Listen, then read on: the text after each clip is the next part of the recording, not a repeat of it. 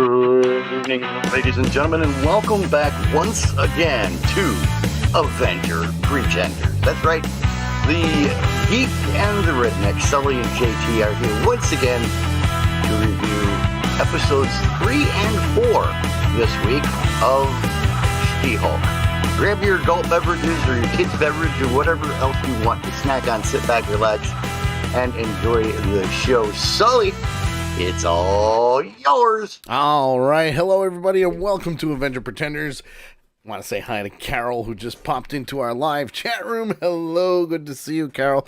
Hope your weekend was great. And we are talking about She-Hulk. This week, we have a very, very quick 1-hour show where we're covering 2 episodes. Yeah, 2 episodes. Episodes 3 and episodes 4 of She-Hulk. And, a lot's happened. Yes. Yes, it has. So that basically means that I'm just going to sit back and shut up and let you talk. We're going to do the abridged version of breaking down the episode because, they're funny stuff. Funny stuff that happened. So let's get right into it. She's got knitting today. So yay. Lovely. I don't want to say hi to Donna is fairly odd. Donna's watching. Hello, Donna. Good to see you. Hi, Donna. Thanks for following on Twitch. Yeah. That's what we do. It's how we roll. And, so She-Hulk episode 3, that's where we're starting things off today. And, oh boy, if you missed episode 1 and 2, spoiler alert. Enough said. Yes. Spoiler Most definitely. alert. We know episode 2 ended where she took the job doing superhero law and found out that Wong broke Blonsky out of prison, and we're taking place right after that because, well, let's face it, she confronted Emil Blonsky on things. She wasn't very nice about it either. No, definitely not. Definitely not. She pretty much ripped him a new asshole. Well, and the one thing I got to say is this. I don't like her boss.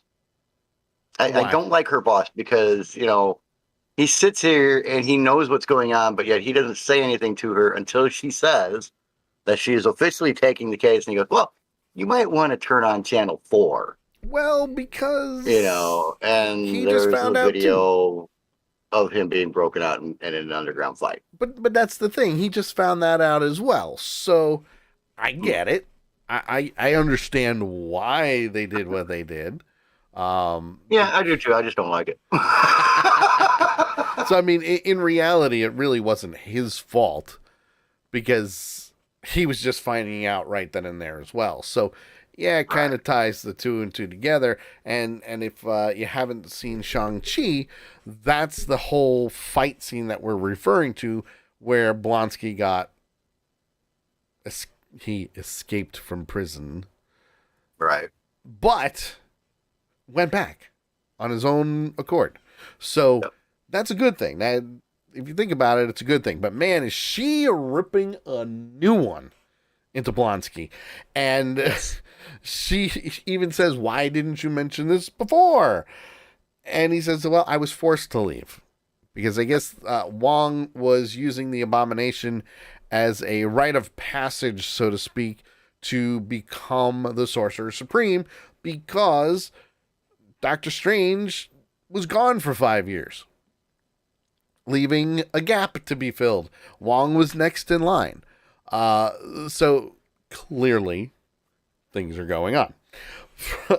So while that's happening, obviously they're trying to find Wong because you now have to bring him in and speak on Blonsky's behalf.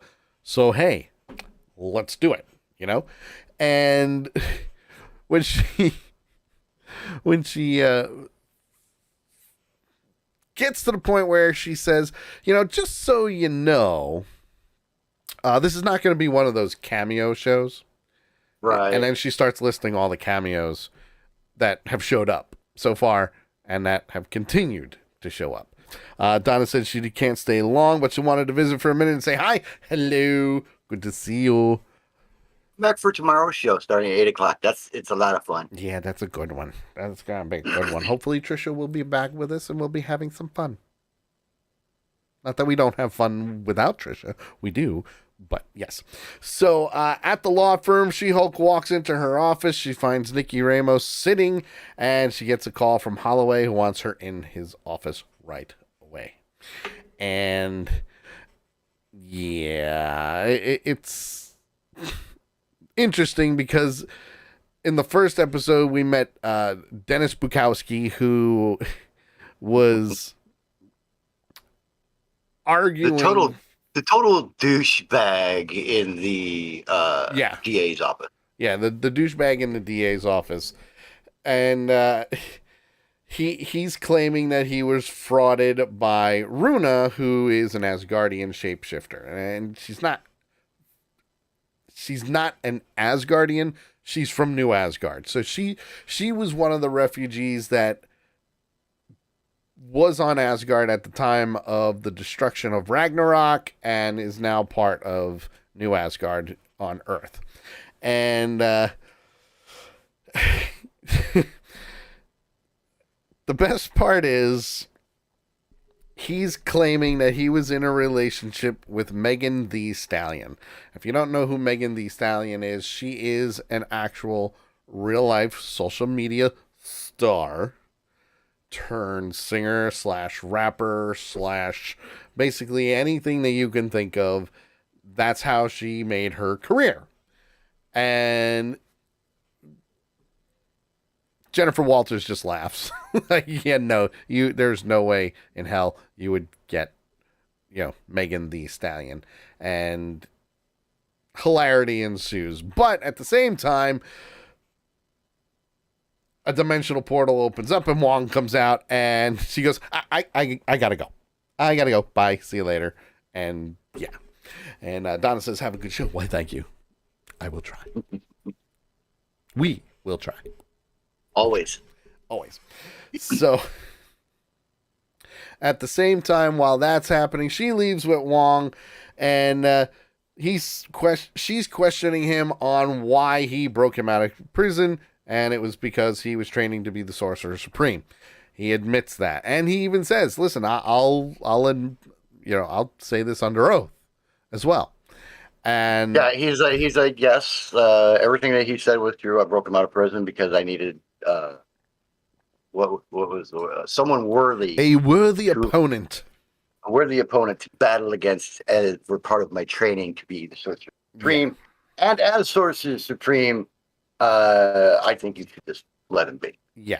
It's like, well, just don't work that way. Just leave him alone. At the same time that's happening, obviously we cut back to Bukowski and Augustus. Now, Augustus is part of the superhero law firm, the superhero law division of the law firm. So he's taking on the case because it involves Runa. So he's the next in line if Jennifer Walters can't do it. And Walters is currently doing this with the Abomination. And he said that there's no way that he could let Jen represent him. Right. Too much conflict there. Yeah, conflict of interest is what it was. And he's taking notes, they're doing their thing, and he walks out and then walks back in and says that he's dropping the case. And Augustus is just sitting there like, seriously? Are you kidding me? And lo and behold, it was actually Runa. She went in after Dennis Bukowski left, saying, hey, it's all good. Everything's fine. Everything's fine and dandy. We're doing good. We don't need this lawsuit. Yeah. And that just made it worse for her because she did that. So we fast forward to the Supermax prison. She-Hulk walks in for Blonsky's hearing, and she asks him if he's ready. And the entire time he says he's sitting at a table, sitting down, complete. He's in that Supermax prison. He can't go anywhere. Even if he changes into Abomination, he can't do anything. He can't. So he says, they do the whole parole thing. Do you feel remorse? You feel rehabilitated. Do you think you are a rehabilitated person? And how will you do you outside of here? And that's when he goes into a whole bunch of different things, like his 7 soulmates, who at first, both JT and I were thinking. Yeah, I was way out here. Yeah. We were both thinking that, this could possibly be a tie-in to the Thunderbolts. Boy, were we wrong. Yeah, I mean, I don't think you and I have ever been so far off in left. We weren't just off in left field. We were in left field 4 stadiums away. We were gone on this one. I mean, we weren't even in the same universe. We were with our thoughts on this one. Far gone, it wasn't even funny. It wasn't even funny. I saw them walk in and went, well, we blew that one. Yeah. 7 ladies, 7 soulmates. Who knew? Hey, at least he's going to get some lovin's when he's out. Okay? Right. That's what matters. He's getting the lovin's. Okay? That's what matters. So, obviously, as the hearing continues, more and more people are talking on behalf of Blonsky and how he's helped them not only in the prison system, but outside of the prison system as well, even though he's there. Yes, meeting him, we're pen pals, do whatever. And the entire time, you can see Jennifer's kind of getting antsy because Wong is nowhere to be seen. Nowhere to be seen. And they get to the point where they're talking about the escape. And even at the beginning of the hearing, they say, over the likely footage, we all know where this is going to be happening, but let's go through the motions and do what we need to do. And they... this won't take long. Well, that's the thing, and they get to the bottom of it, and Wong still hasn't shown up, and then all of a sudden, a portal appears, and there he is. And Wong goes into an abridged version of the details of him taking him out of prison, fighting him, and then bringing him back because that's what Blonsky wanted. He wanted to go back to prison. He wanted to finish serving his time and doing what he needed to do. And we see that in Shang-Chi because he does create the portal and you do see the prison in the background. So it's one of those things where you're like, ooh, okay, nice. I want to say hi to Cassandra. Hello, darling. Good to see you. Cassandra! She says, hey. What's up, buddy? My pal. My amigo. So anyway, we get to the point where now they're deciding on what to do for Blonsky. And we cut to another courtroom where Augustus is questioning Runa. And he argues that Bukowski truly believed he was dating Megan Thee Stallion, and the opposition completely acknowledged it. And yeah, it just unheard of. Unheard of. They're like, yeah, no way. There's no way. Even the judge was like, all right, let's go to trial. Because the absurdity of him dating this girl was so far out there. Like, see how any reasonable man could really believe that he was dating Megan Thee Stallion. Yeah. So we're going to go to court. We're gonna go to court. We're gonna go to trial for it. And then this is what really sealed the deal was Runa went up as the judge Yeah. and changed the ruling. So that made it worse. But everybody knew it was fake. Everybody knew she was, impersonating a judge and so on and so forth. And that was the best part. I like the one where when she was leaving his office, when she tried to go in and trick him that he was going to drop the case. Yeah. And he comes walking out. He says, "I love abusing my women at work." Yeah. No, I don't. Hey, that's not nice. Knock it off. Well, they cut back and they're talking with damage control and the panel for the parole, and they ask Blonsky the question of, if you were to lose control again, do you have this under control? That's their biggest thing is, do you have this under control? Because if you don't, then you're an enormous green rage monster, just like the Hulk is. Right. And that's where things get a little interesting. Tense, shall we say? Yeah, a little tense, because and I agree decides, with Cassandra. She says that people are delusional. Well, it's true. Yes, it is. People are delusional, especially in this show. That's for sure. So, Blonsky decides to transform right in front of everybody, and he's like, "Oh, I can show you. I can show you that I have total control." And he does. He becomes the Abomination. All his clothes rip off, and even She-Hulk's like, "Change back now." Like she's like, "You're not helping your case, dude." And he does. Well, I can totally understand why he does it, though. With all the questions that are there, and they're like, "Well, how do we know that you're not going to go berserk and tear up a town or whatever?" So he had to. It's one of those things that you just can't take somebody at their word. "Oh, I've got it under control." "Oh, okay, yeah."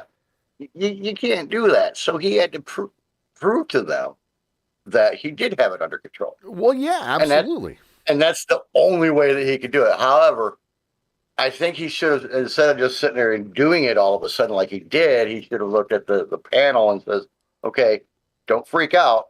I am going to change to Abomination to prove to you that I can now control." Well, he did. He did. They just weren't listening. They really weren't. They weren't listening. They were already ahead of them. Like, no, don't do it, don't do it. And he did it anyway. And he's like, "No, look, see, look, total control. Zen. I'm good. I'm Zen." So obviously they thank him, and they make him shrink down. And then they turn to Wong and they say, "But you, on the other hand, we need to deal with you because you broke an inmate out of prison." And he goes, "Gotta go." Yeah. Right out. Yeah. And he's through a portal and gone. I wish I could do that kind of. That would be the superpower that I would want. Oh, be a sorcerer supreme? Out of all of them, that would be the superpower that I want, where I could just go where I wanted to go. Yeah. So from there, obviously they haven't made a decision as of yet, but they were going to have a decision the following day. So as she's leaving, protesters, the news media, they're all going after Jennifer Walters to get some answers to questions. She ignores them completely and leaves. Later on, we see her in a bar. She's having a drink, and she just wants to be a normal lawyer. And Augustus sits down next to her, and she's talking bad about Bukowski. And that kind of has a spark in Augustus's head, going, "Will you say that under oath?" And she went, "Yeah." Sure. So, so I thought that was interesting that she had absolutely no hesitation in going, "Yeah, I'll bash him. Sure, absolutely. Why not? It'll be fun. I can do that. I can do that." It'll be fun making him look like an idiot. So the next day they find themselves in court, and She-Hulk is at the chair, and Augustus says, asks her questions pertaining to Bukowski and the way he is, and so on and so forth, and she answers them very, very truthfully. And one of the questions was, do you believe that Bukowski would actually think he would date Megan Thee Stallion? And she said, yeah, because this Without is a doubt. why. This is why. And just remark after remark after remark of the way he is as a character just came out. So it worked in his advantage, because even the judge says that all awarded it was full damages, right? Award full damages to Bukowski, and Full damages in the amount of $175,000. Yeah. And what was his next ruling? 60 days in prison For impersonating a judge. and she's like, what? And then she tried to run out of the court. Yeah.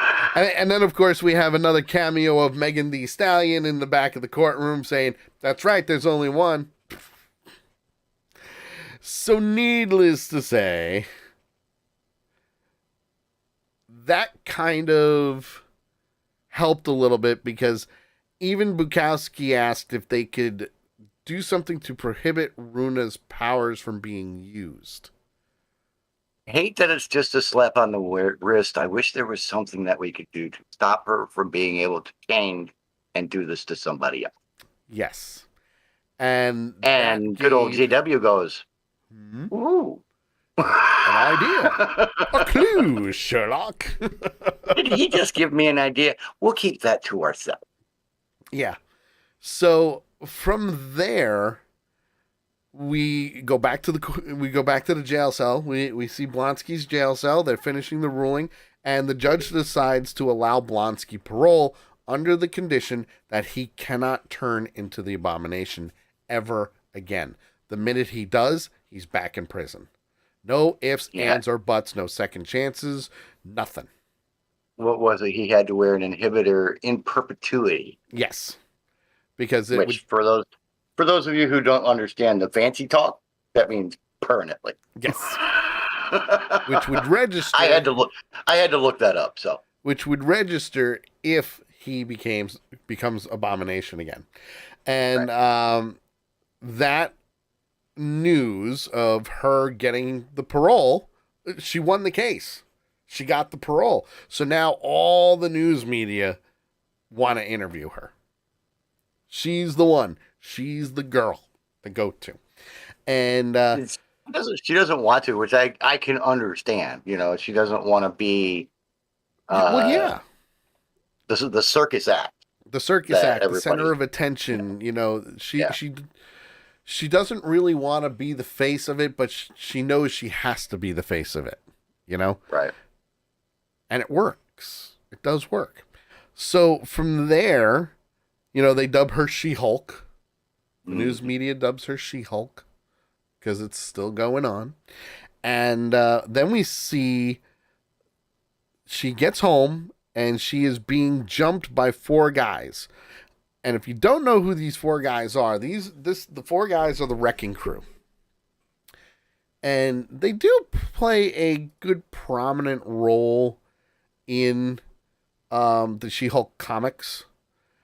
And so basically what they want to do is from the attack, they're trying to get Jennifer Walters' blood. What'll happen after that, I have no idea. But now, why would somebody want to get She-Hulk's blood? A clue. Could Could it have something to do with what happened to her when the Hulk's blood got mixed in with her? Uh-huh. No, no, Yes. can't have anything to do with that. Yes. Yes. So The one thing I want to know is who's the boss. we'll That's find what that I want out. to know. Yeah, we'll find that out in Oh, some I'm later sure. episodes. That's just the big question in my head. Yeah. Who's So this boss? so if you notice, the group of four had mystical weapons, and they did admit that they got them from New Asgard. So there's a clue, a little bit, and they attack her, and that's not a good thing because she basically just kicks their ass in a New York second. And one of the characters. I had to laugh at that because the guy comes up from behind and attacks her and grabs her. And she's like, oh, wait a minute. Yeah. Wait a second. Whoop. As the cartoons like to say, light bulb. Light bulb. Light bulb. So from there, Thunderball says they failed to do what they needed to do. They didn't get the blood sample, but they're going to keep trying. And at the same time, we cut to Jennifer Walters looking at herself in the window of her vehicle as She-Hulk. And we cut to the credits. And of course, we go through the credits, and there is a post-credit scene where she is signing Megan Thee Stallion as her new client, and they're twerking in the middle of the office. And to close it out, she says, I will kill for you. And Megan's like, ooh, dial it back a little bit. Yeah, there. dial it back just a little. Just a little. A little bit. Yeah, a little bit. Yeah.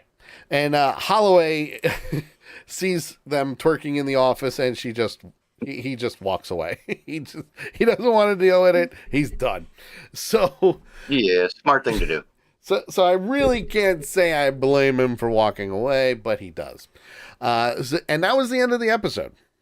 Yeah, that was definitely the end of the episode, and I'm trying to remember if there. I mean, there were a lot of Easter eggs for sure.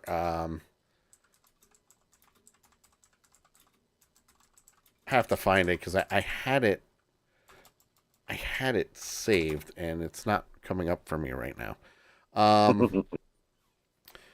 So let's see here.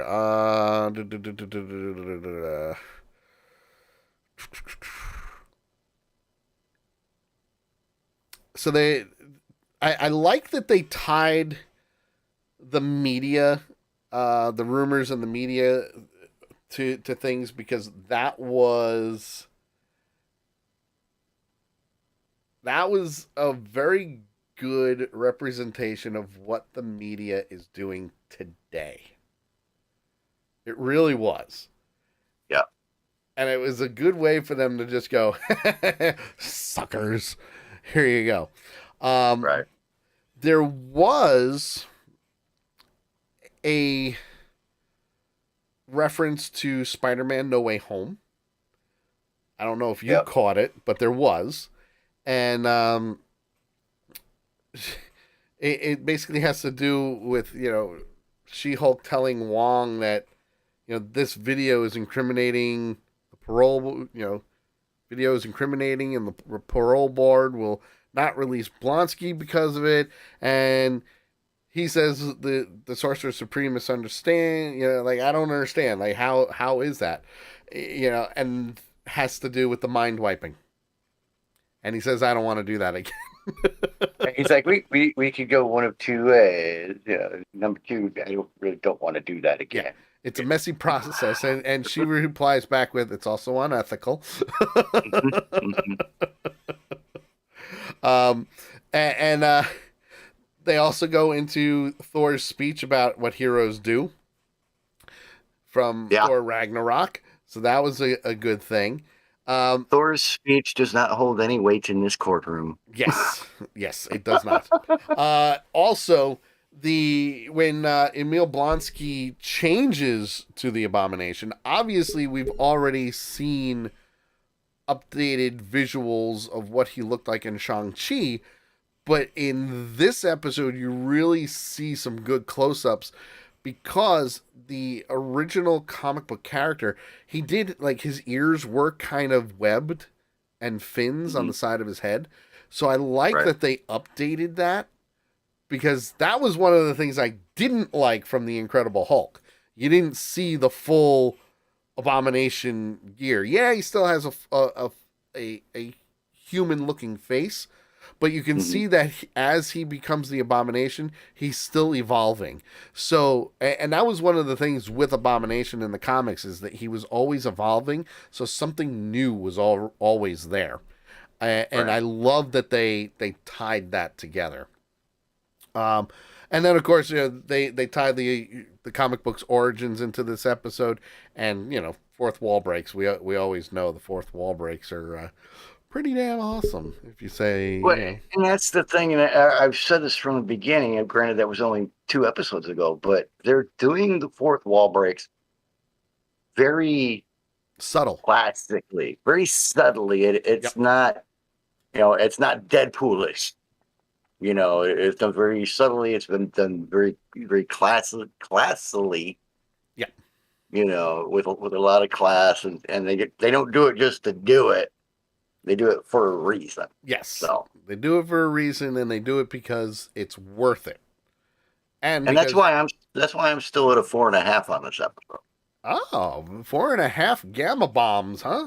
Mm-hmm. Wow. Yep. I'm impressed.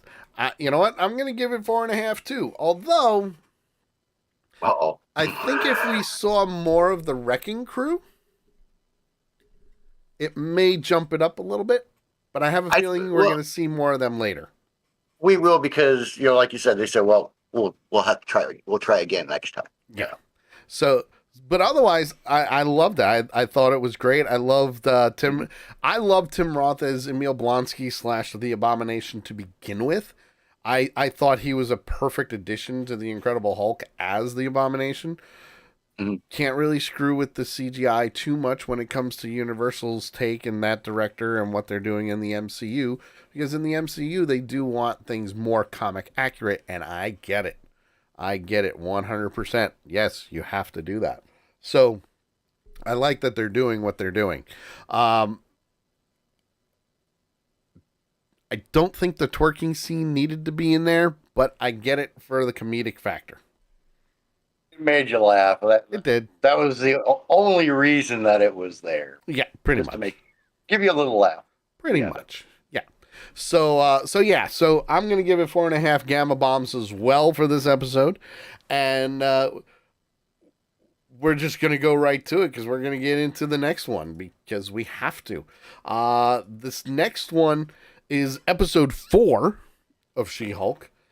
Is This Not Real Magic? Where we open up to a wonderful performance of a magician in Vegas, also known as a hack.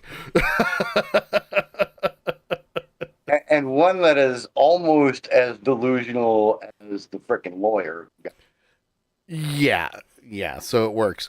At first, when I heard the name of the magician, Donnie Blaze, Donnie, I thought they said Johnny Blaze, and I went, wait a minute. No. You're not going to screw up Johnny Blaze at all. I can actually say it didn't come across that way. I got right off the bat. Well, but you got to remember my comic background. Yeah, true.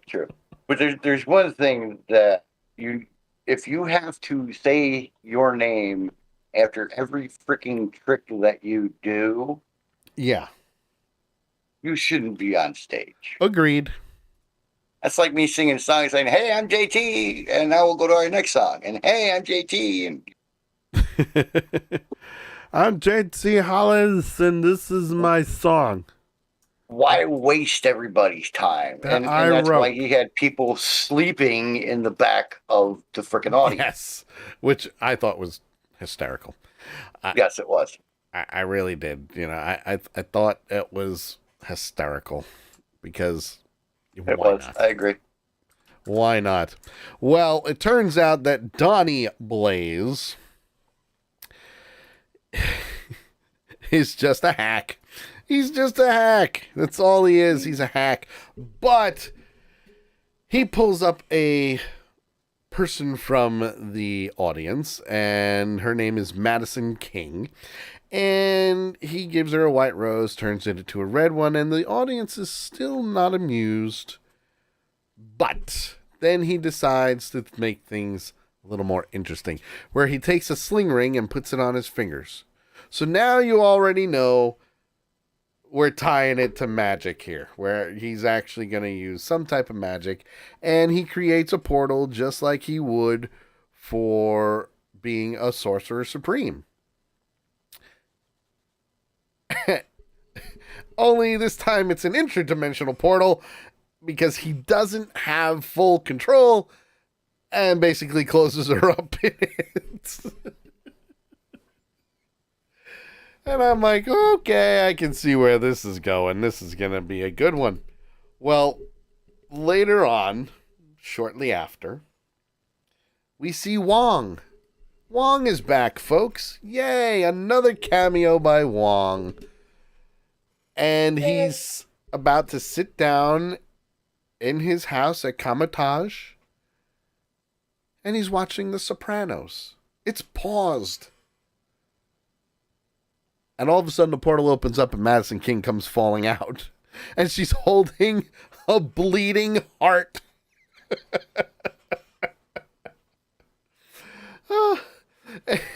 and she says to him that she was sent to a hellish dimension where she met a demon. And then she notices that he's trying to watch The Sopranos. And Wong didn't even know. He knew exactly who it was. Because it's not the first time, apparently, that somebody had been dropped down into his house through an interdimensional sling ring. I will say this. Benedict Wong as Wong, he nails it. He nails it perfectly.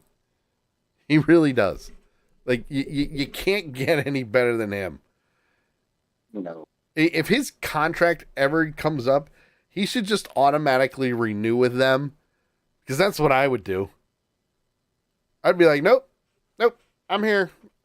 I'm your guy. I'll play him until I'm dead. Don't care. I would play that character forever. So, he vows that he is going to stop Blaze for his actions, and Madison ruins The Sopranos for Wong. Just like total spoiler alert, this is the one where this person dies, and they're like, I haven't even watched that part yet. You just ruined it for me. So we fast forward to She-Hulk's house, and she remarks that Wong's appearance will spark Twitter. And that's just an automatic fourth wall break, like, you've already seen Wong. Good for you. This will be a Twitter mess. So her father shows up with security cameras and things to protect her. And a shovel. Oh yeah, the shovel too. Yeah. Can't forget the shovel. The shovel alone made me laugh. The shovel makes the whole thing, and his reason for having it. Yeah. To dig holes, and we'll just leave it at that. Well, I liked her response. She's like, Dad, I'm a Hulk. I think I'm gonna be all right.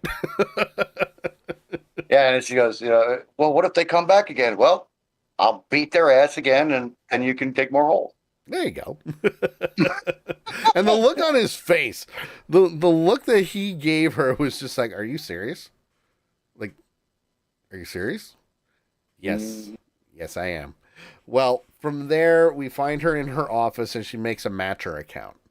And she uses her regular picture, which is fine. For a headshot. You know, her lawyer headshot, like, hey, look at me, I'm all professional. And yeah, at the same time, after she clicks OK, Wong shows up, explains everything that's going on with Donnie Blaze, and says that he needs to sue him and do a cease and desist order of using all magic. He doesn't want the money. He just wants a cease and desist order to get it done, and that the contracts and law, the contracts of training at Camotage are binding to the individual. And she says, well, do you have that in writing? Right. And he's Did like, he sign a contract? no, I don't. Did he have a non-compete or a non-disclosure agreement? No, don't have those.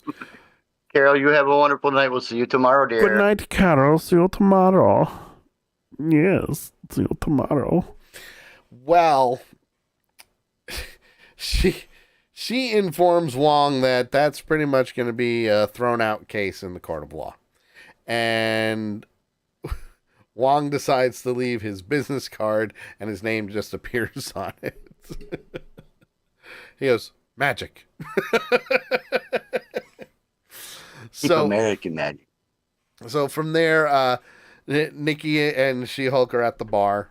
They're going over the final touches on the Emil Blonsky case, who is now out of prison, and going over her Matcher account. Right. And Nikki takes the phone and starts swiping up for people.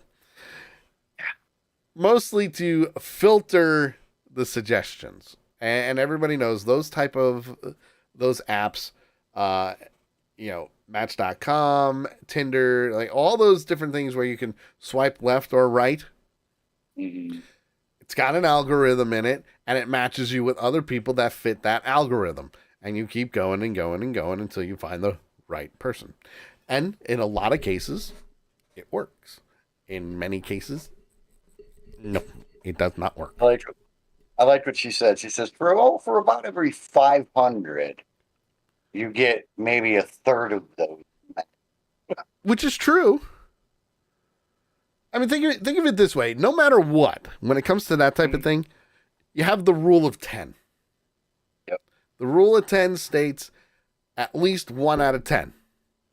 You could talk to 10 people. And all 10, out of those 10 people, at least one person is going to say yes. Or one person is going to say no. So it goes both ways. So rule of 10, at least 1. All right? So yes, in a lot of ways, Nikki is right. Out of 500 people, maybe a third of that. Rule of 10. Not a lot. Not a lot. Well, that gets to the point of Nikki suggesting that she creates a She-Hulk account. Specific for just She-Hulk. And she refuses. She refuses to do it. At the Mystic Castle, however,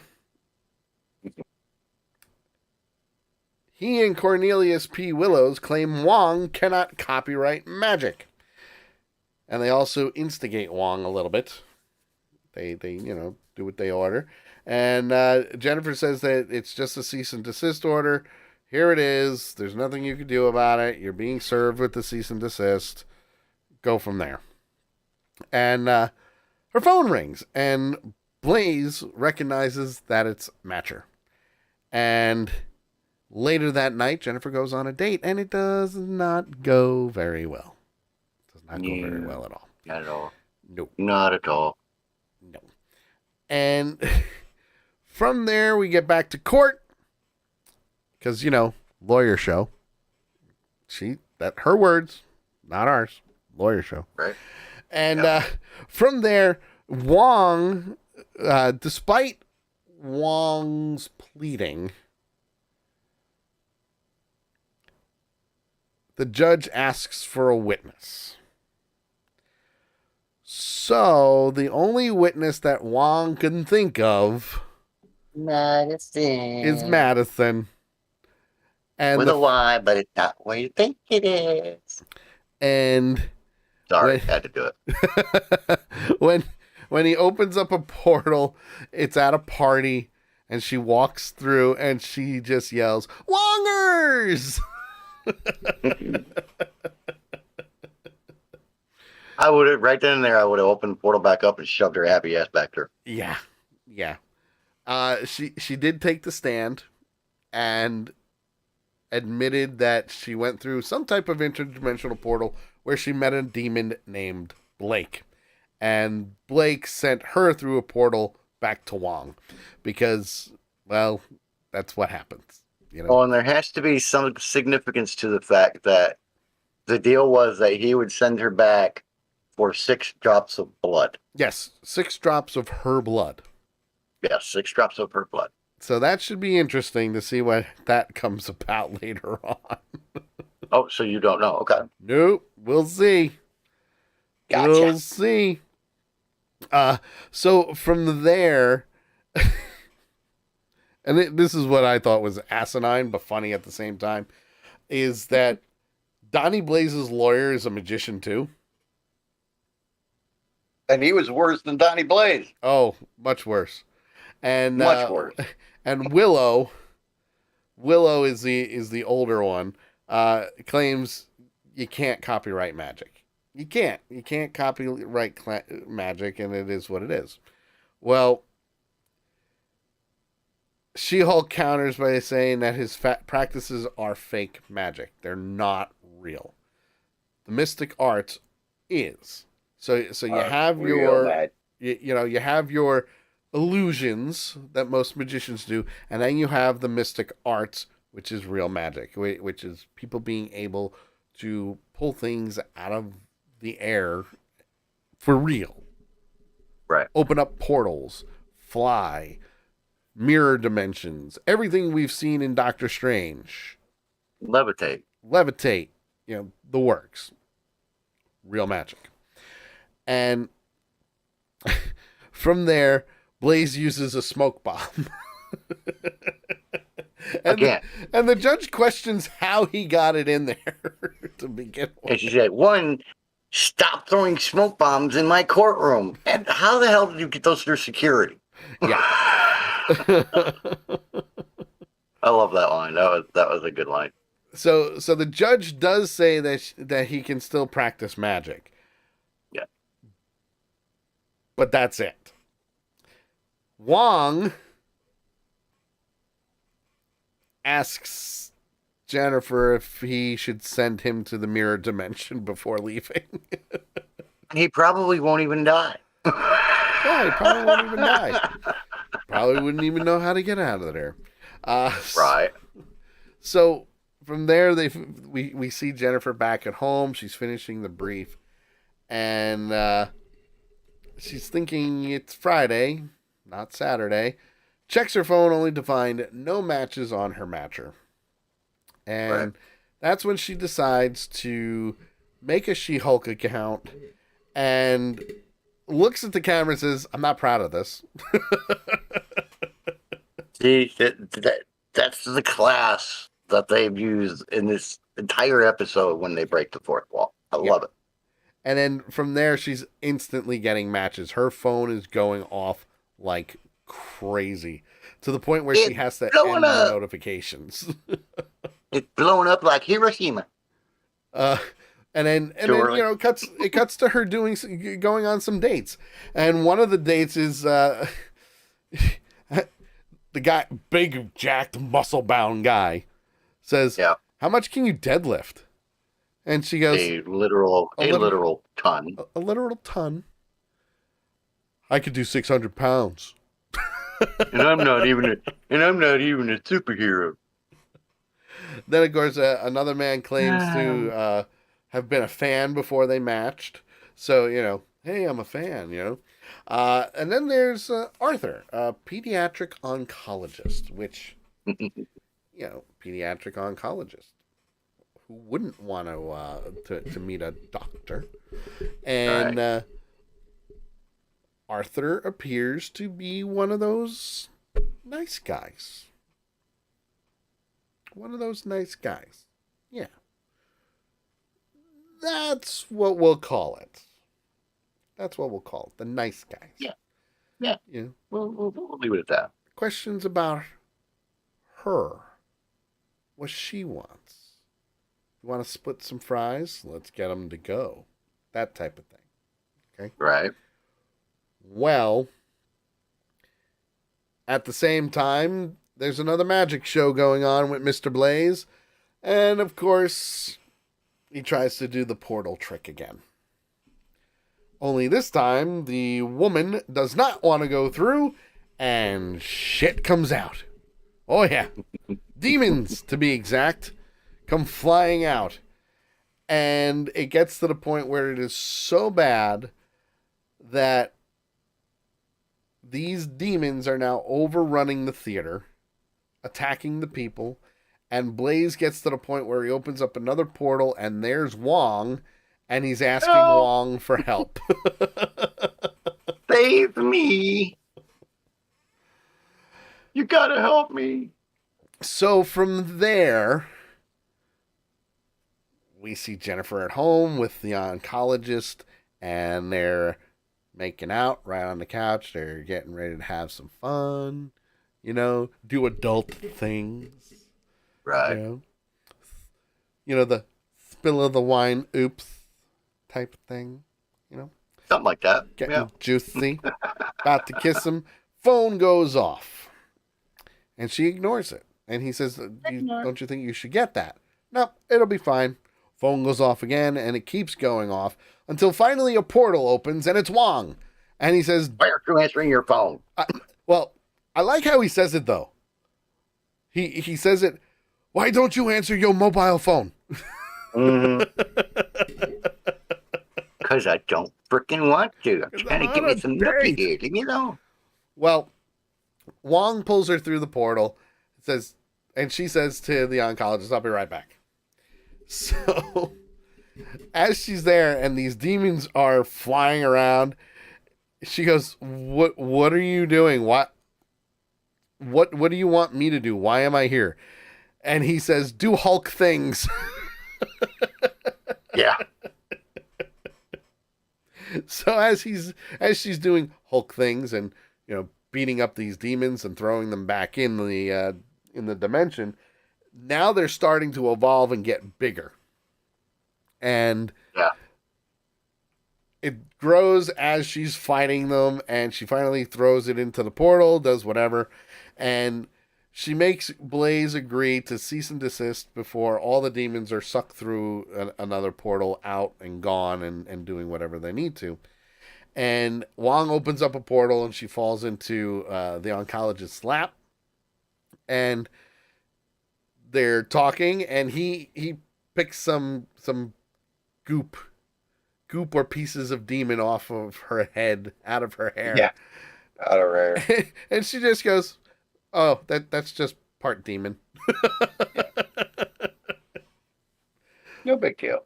No big deal. So from there, she picks him up, and they go off and have a good time that we don't see because it's off screen. And the next morning, Jennifer is very happy. She's there. She just got laid. She did. She got laid. We know she got laid because she's back to normal Jennifer. She's not She-Hulk anymore. She's just normal Jennifer. And she turns the TV on and sees that Titania was released from prison. And Arthur is asking who she is. And she said that it's just me in human form. I'm still She-Hulk. This is me. And he says to her, well, I think I better get going. Yep. Smooth, but not smooth. Yeah. Not smooth at all. No, it was a pure asshole move. Yeah. You know.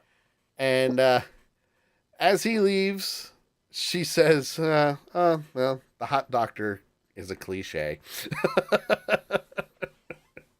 So Pretty much. she's very very into it when it comes to that.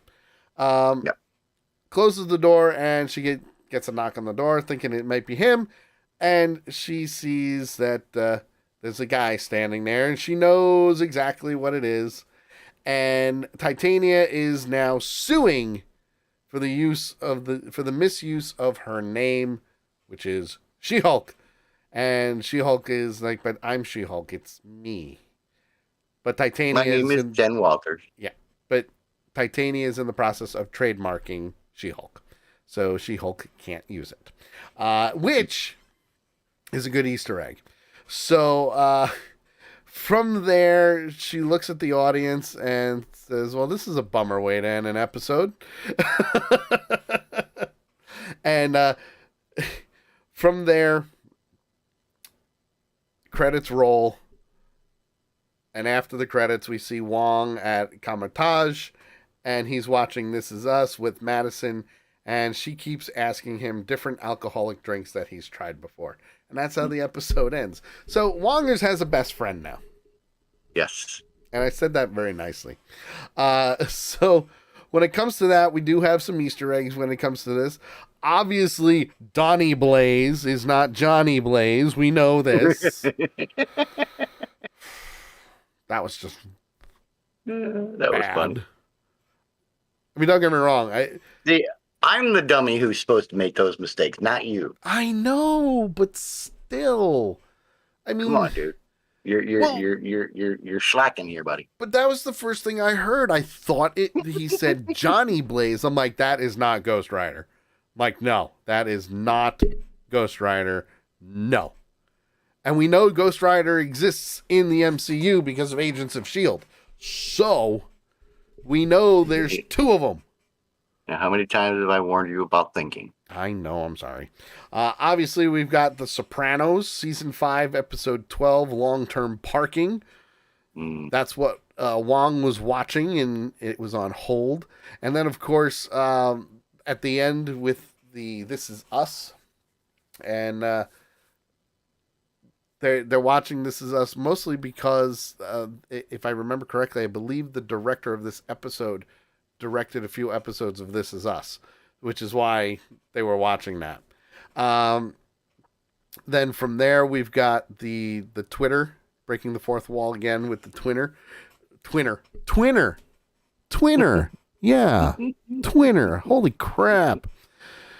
Twitter, because everybody loves Wong. We also have She-Hulk's wardrobe.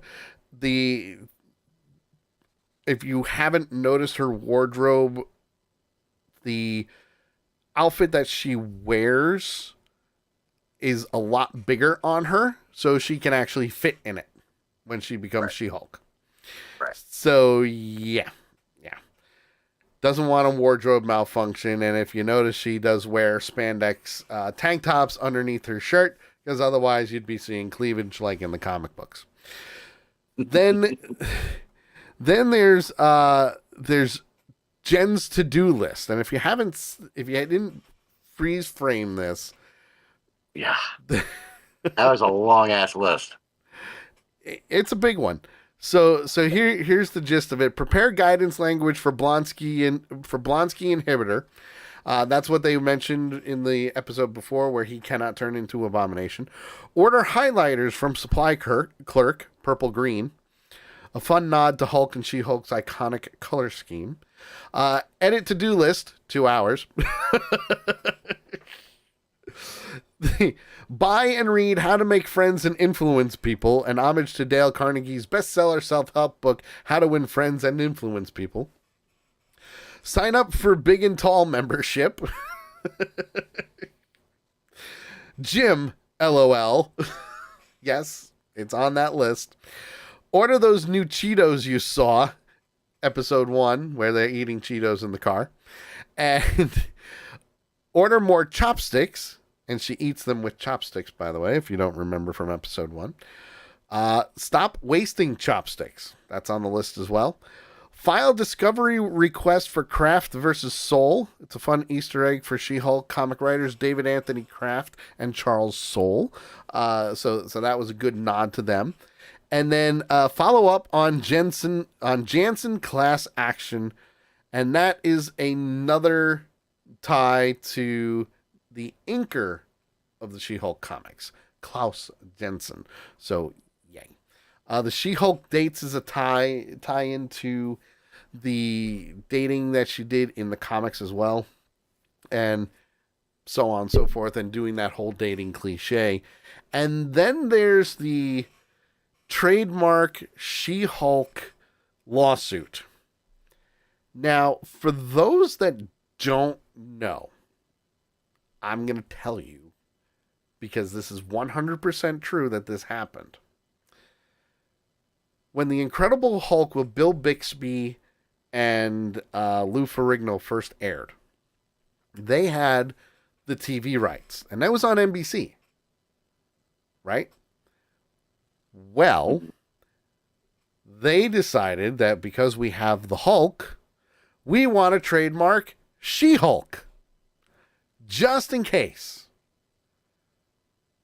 So CBS television tried to sue Marvel for the trademark of She-Hulk, but they couldn't because Marvel already had it. It was theirs. And they wanted it because, well, if the Hulk works, maybe we can do a She-Hulk show. It didn't work out.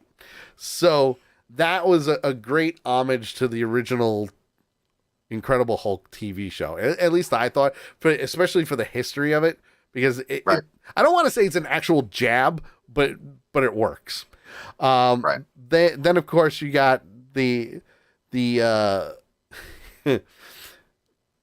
the on-screen chemistry of Madison and Wong,